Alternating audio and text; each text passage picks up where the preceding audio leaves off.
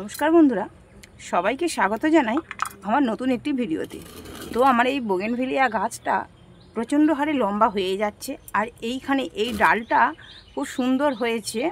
মানে এর মাথায় প্রচুর এখানটা পিঞ্চিং করে দেওয়ার ফলে ঝোপালো হয়ে গেছে। কিন্তু আমি যদি এখান থেকে ডালটা কেটে বাদ দিয়ে দিই, তো এই কেটে বাদ দিই তো এখান থেকে নতুন নতুন শাখা পোশাখা বেরোবে। কিন্তু আমি এটা কেটে বাদ না দিয়ে এখান থেকে আমি নতুন একটা গাছ তৈরি করে নেব। তো তার জন্য আমাকে এয়ার লেয়ারিং বা গুটি কলম করতে হবে।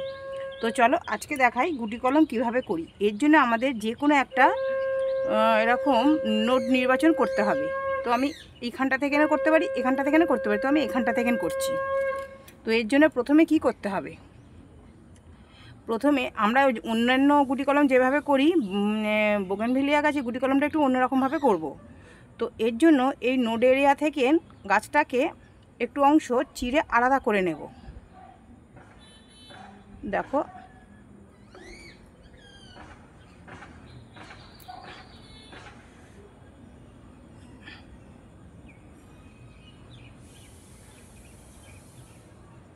এই সময় এইগুলো করার জন্য একটু ধারালো জিনিস ব্যবহার করতে হয়। তো আমার এটা ধারটা একটু কমে গেছে, তাই একটু অসুবিধে হচ্ছে। এইভাবে পুরো কেটে আলাদা করব না, কিন্তু দুটো অংশকে একটু আলাদা করে নেব।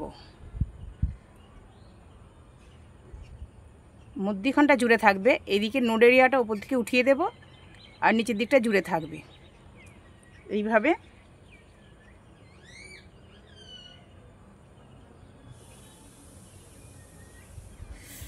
এইভাবে এটাকে তুলে দিয়েছি। ঠিক এরকম দুভাগ করে দিয়েছি। এবার এখানে ছোট্ট একটা কাঠির সাহায্যে এখানটা যাতে না জুড়ে যায় সেই জন্য এটা দিয়ে রাখতে হবে। বাস দিয়ে দিলাম। এবার মিডিয়াটা তৈরি করে নিয়েছি। তো এতে মাটি আর কোকোপিট আছে, মাটি আর কোকোপিট দিয়ে মিডিয়াটা তৈরি করেছি। তো আমি এই মাটি আর কোকোপিট দিয়ে মিডিয়াটা যেটা সেটা এখানে লাগিয়ে দেবো ভালো করে।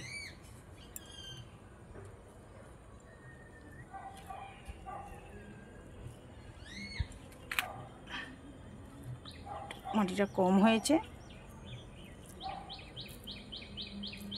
বাস।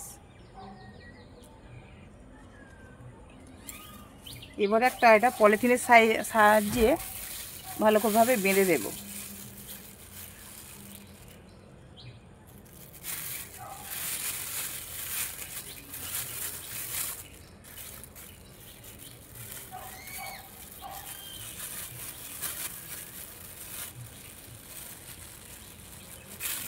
এটা এইভাবে 1 থেকে 1.5 মাস থাকবে।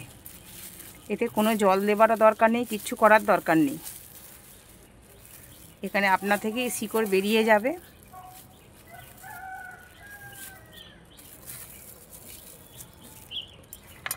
খুব ভালোভাবে বেঁধে দেব।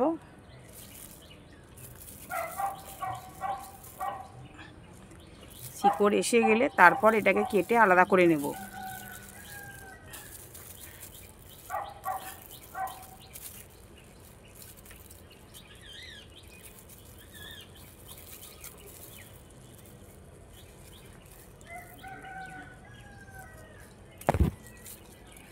এটা মাটি আর গোবর সার দিয়েও মিডিয়াটা তৈরি করা যায়।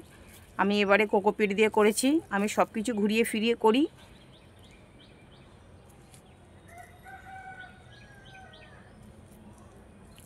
তো এই গাছে 4টে ডালই কিন্তু ছড়িয়ে গেছে, 4টে ডালেই কিন্তু আমি কলম করে নেব, গুটি কলম করে নেব। তো ফুলটা দেখো এইরকম থোকা থোকা ফুল হয়। এর পরের আপডেট নিশ্চয়ই দেব গুটি কলমটা কতটা সফল হয়েছি।